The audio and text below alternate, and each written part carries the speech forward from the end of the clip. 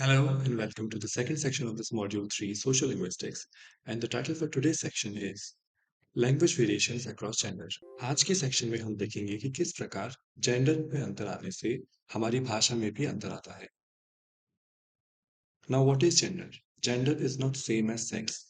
When we define sex, sex refers to biological characteristics possessed by a person, the difference between males, females, intersex, etc.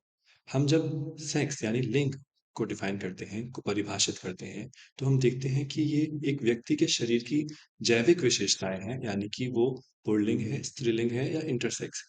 Similarly, versus gender is a social construct. Gender एक समाज द्वारा निर्मित भूमिका है जो एक व्यक्ति अपने कर्म या क्रियाओं से निभाता है. It's a social construct and refers to something that a person does. A person's gender lies on a gender spectrum and is not always binary. किसी भी व्यक्ति का जेंडर जो है वो एक स्पेक्ट्रम, एक स्केल पर होगा, निर्धारित होगा. सिर्फ दो ही जेंडर यानी कि पुरुष और महिलाएं नहीं, पूरी एक स्पेक्ट्रम पे वो निर्धारित होता है. A term used by a term used to distinguish people on the basis of their socio-cultural behavior, being masculine or feminine or somewhere in between. यह समाज और सांस्कृतिक भूमिकाओं के तहत निर्धारित होता है कि किसी भी व्यक्ति का जेंडर मैस्कुलिन है या फेमिनिन है. As you can see in the image, everything, sex, gender identity, gender expression, and sexual orientation, all of these things lie on a spectrum. For example, male yani pulling, and on the other hand of the spectrum, there is female yani striling. And in that scale, sex lies. Similarly, gender identity or gender expression, it's not just man or a boy, and not just a woman and a girl. There is a spectrum where transgender, genderqueer, two-spirited, etc., all these individuals or persons lie. We are going to see gender expression, which is masculine or feminine on the two ends of the spectrum. And in the process, we will see androgyny as well. That is somewhere in between. Now, when we look at the stereotypes, जो धारणाएं बन चुकी हैं एक पुरुष और एक महिला को लेकर, उनकी भाषाओं के अंदर अंतर देखेंगे. We will see at the stereotypes of men and women. And stereotypically, women's speech is different from that of men. मतलब महिलाओं के बात करने का तरीका, भाषा के प्रयोग का तरीका आदमियों से अलग होता है. There are particular linguistic features that are exclusive to women's speech and to men's speech. कुछ फीचर्स, कुछ चारित्रिक विशेषताएं होंगी भाषा की जो सिर्फ आदमियों से जुड़ी होगी या फिर सिर्फ महिलाओं से जुड़ी होंगी. And here we are using example of extreme genders and not the whole spectrum. Women are linguistically more polite than men. महिलाएं अपनी भाषा में ज्यादा विनम्र होती हैं. Women use standard speech forms. उसी तरह महिलाएं भाषा के अंदर जो मानक नियम है उनका पालन करती हैं. Men want to sound less standard than they actually are, and that is a sign of their covert prestige. आदमी या पुरुष कोशिश करता है कि किसी भी स्थिति में मानक सुनाई ना दे या फिर थोड़ा कम नियमों का पालन करे. इस नियम का उल्लंघन या इन नियमों को तोड़ना वो अपने परोक्ष या इनडायरेक्ट प्रेस्टीज का शान को मानता है. Standard forms are generally associated with female values and femininity. मानक नियम कानून या भाषाओं को का सही उपयोग व्याकरण द्वारा हम अधिकतर महिलाओं या femininity, the gender, feminine gender से जोड़ते हैं, एसोसिएट करते हैं. When we look at the differences between the language used by men and women, we have to see the society that we are living in. We live in a patriarchal society. हम जब एक पुरुष और महिला की भाषाओं में अंतर देखते हैं तो हमें इस बात का ध्यान रखना होगा कि वो किस समाज में रहते हैं. हम एक पितृ सत्तात्मक समाज का हिस्सा हैं. And when we look at the reasons, the possible reasons for these differences between men and women can be to acquire the status that they have generally lacked in society. अब महिलाओं का एक तरीके से भाषा का उपयोग यह जताता है कि वो कोशिश कर रही हैं कि उनको समाज में वो पहचान मिले या वो ओहदा मिले जो उनको आम तौर पर नहीं मिलता है. use standard forms as a linguistic capital to construct professional identity and make an impression. उनका मानक नियमों को यूज करना, इस्तेमाल करना, प्रयोग में लेना, यह भी दर्शाता है कि वह अपनी भाषा के उपयोग से अपने प्रोफेशनल यानी कार्य क्षेत्र में अपनी पहचान बना सके. Society expects better behaviour from women than from men.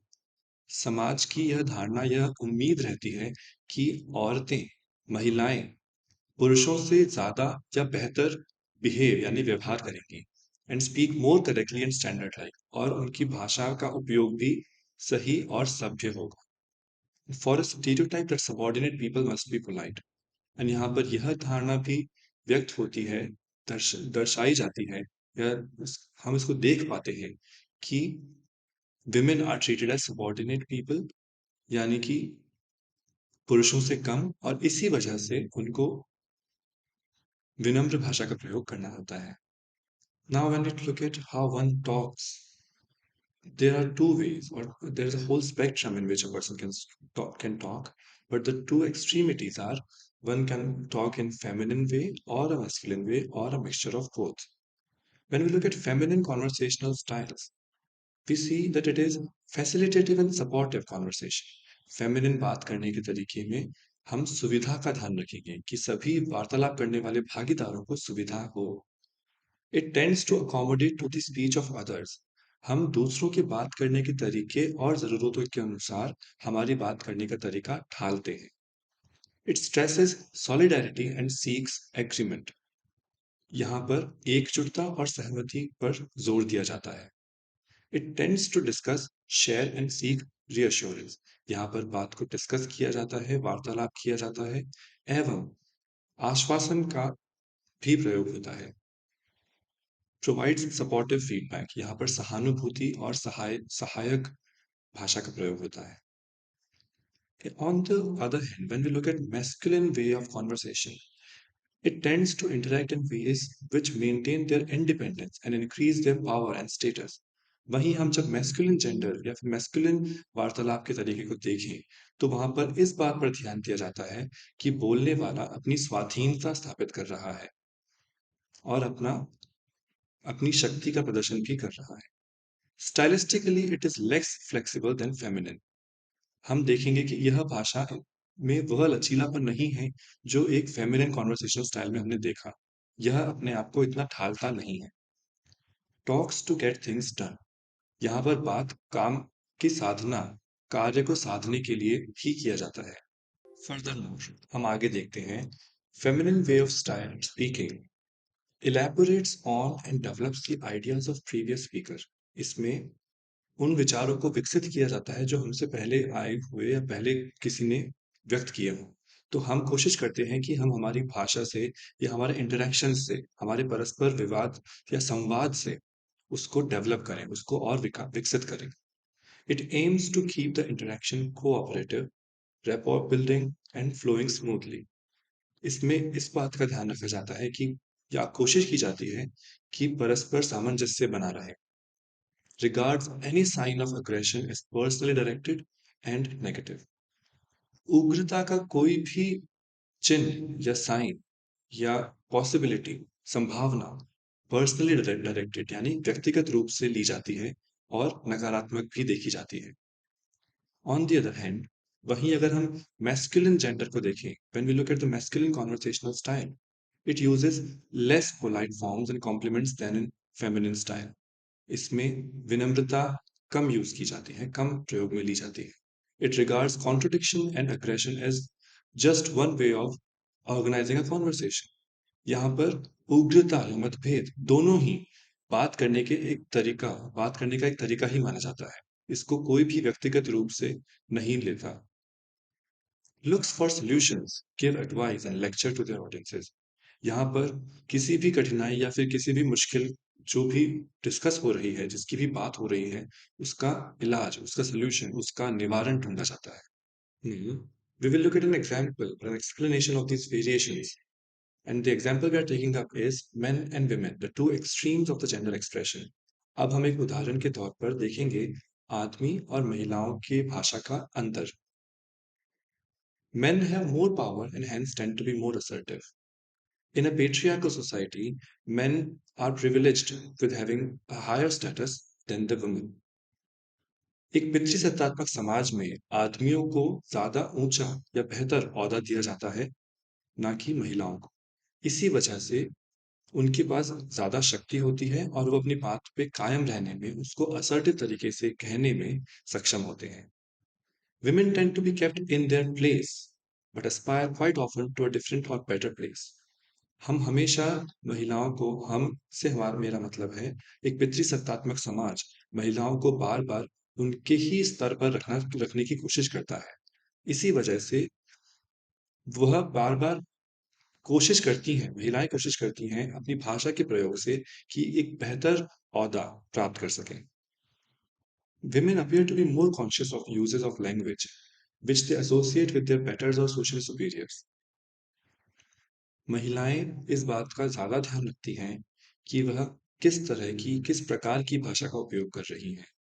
वह व्याकरण के आधार पर सही भी है या नहीं, सभ्य भी है या नहीं, क्योंकि वह अपने आप को तोलती हैं या फिर अपने आप को आंकती हैं अपने सोशली सुपीरियर्स या बेटर्स, यानी अपने आप से समाज के स्तर पर जो ऊंचे ओहदे पर हैं उनके रिस्पेक्ट में, उनके आधार पर। Women are often less sure about themselves and their opinions than are men. इसी वजह से ऐसे सामाजिक परिस्थितियों की वजह से महिलाएं अपनी बात और अपने विचारों को लेकर अनिश्चित होती हैं, और आदमी यानी पुरुष अपनी बात को लेकर काफी निश्चित होते हैं, काफी संतुष्ट होते हैं। Women are required to be silent in some situations in which men may speak. कुछ कुछ सामाजिक परिस्थितियों में यह अनिवार्य होता है या फिर ये इम्प्लाइड होता है, ऐसा कहा जाता है या फिर माना जाता है कि औरतों को या महिलाओं को नहीं बोलना चाहिए, बल्कि सिर्फ पुरुषों को ही बोलना चाहिए। इस वजह से भी ये भाषा में अंतर देखा जाता है। In men talk, the content categories are competition and teasing, sports, aggression and doing things.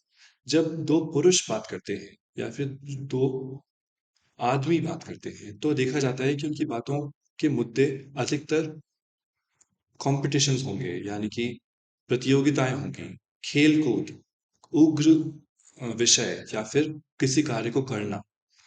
वहीं when we look at the in women talk, जब दो औरतें या महिलाएं बात करती हैं तो आम तौर पर देखा जाता है कि उनकी बातों के विषय होते हैं पर्सनल फीलिंग्स, निजी या व्यक्तिगत भावनाएं, सोशियो इमोशनल मैटर्स, समाज से रिलेटेड या समाज से कनेक्टेड उनकी भावनाएं, होम एंड फैमिली, घर और परिवार, sharing of intimate feelings and confidences is important. वे आपस में अपनी निजी भावनाएं जो वो किसी से भी नहीं कह पाती हैं, वो भी आत्मसात करती हैं। Finally, when we look at a cross gender conversation, हम जब एक क्रॉस जेंडर वार्तालाप को देखते हैं तो we can see that in an extreme feminine gender expression it may ask for more questions than masculine, encourage others to speak, use more back channeling signals like mm-hmm, yes, okay, to encourage others to speak, continue speaking, use more instances of you and we, and do not protest as much. हम देखते हैं कि यदि हम extreme feminine gender को देखें जो उसको व्यक्त कर रहे हैं, तो उनकी यह विशेषताएं होती है कि वे ज्यादा सवाल पूछते हैं, उनमें जिज्ञासा ज्यादा होती है। एनकरेज अदर्स टू स्पीक, वे दूसरों को बोलने के लिए और बोलते रहने के लिए प्रोत्साहित करते हैं। बैक चैनलिंग यानी कि इनडायरेक्ट तौर पर वो लोग प्रोत्साहित करते हैं बोलने के लिए और फीडबैक देते हैं कि यस, ओके, हम आपकी बात सुन रहे हैं, आप बोलिए। Use more instances of you and we, वो वे अपने बारे में, आप खुद के बारे में या फिर आपसे रिलेटेड, आपसे जुड़े हुए उदाहरणों का इस्तेमाल या प्रयोग ज्यादा करेंगे। And do not protest as much, वे आपकी बात पर कभी भी प्रोटेस्ट नहीं करेंगे, उसका विरोध कम करेंगे। Versus when you look at masculine gender expression, it can involve more interruptions, challenges, disputes, and it ignores more.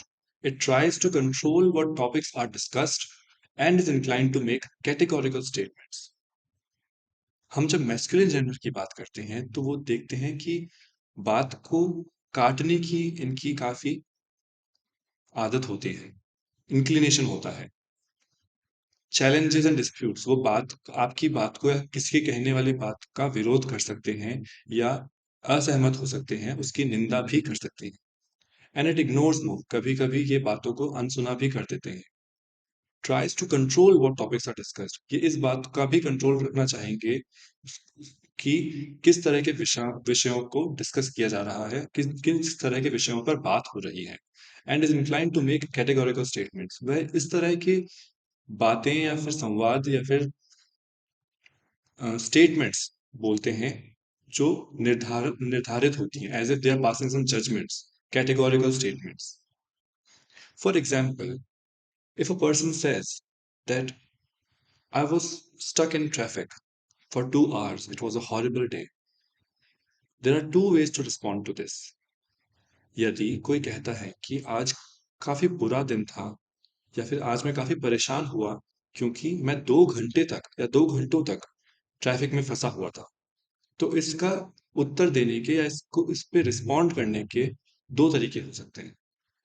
The feminine way, the feminine conversational style would suggest that we can sympathize with them. Oh, that's really sad. I'm so sorry for you. I know the traffic is really bad these days.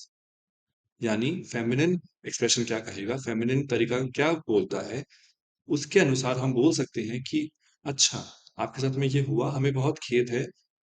हाँ, मैं मानता हूँ कि आजकल traffic बहुत खराब है, it's really bad. तो आपने अपनी सहानुभूति व्यक्त की। Versus, we can use a masculine style, and what we will do, we will try to offer them solutions. You should have taken a different route. You should have started the driving half an hour earlier, because at that time traffic is less. We try to offer solutions because we see everything as a problem, or the masculine gender sees everything as a problem and they would want to give solutions to it. वहीं दूसरी ओर जब masculine gender की हम बात करते हैं, तो वह कोशिश करता है किसी भी बात को एक सवाल या मुश्किल या कठिनाई की तरह देखने की, और कोशिश करता है कि वह उसका निवारण प्रस्तुत करे। तो उसी ट्रैफिक की बात को वे क्या कह सकते हैं कि आपको कोई दूसरा रास्ता लेना चाहिए था, उस दूसरे रास्ते पर ट्रैफिक कम है, या फिर आपको आधा घंटा पहले रवाना होना चाहिए था क्योंकि उस वक्त या उस समय पे ट्रैफिक कम होता है। So we see that how two different ways of responding to a same thing can be used not by a man or a woman only, but by any person. That is why masculine and feminine is not associated with only man and woman. It's a gender spectrum, it's a gendered way of language usage, and it can be used by anyone at any time in any degrees. With that, we come to a close to this section of the module 3, Social Linguistics, Why We Speak the Way We Speak. Happy learning and thank you so much.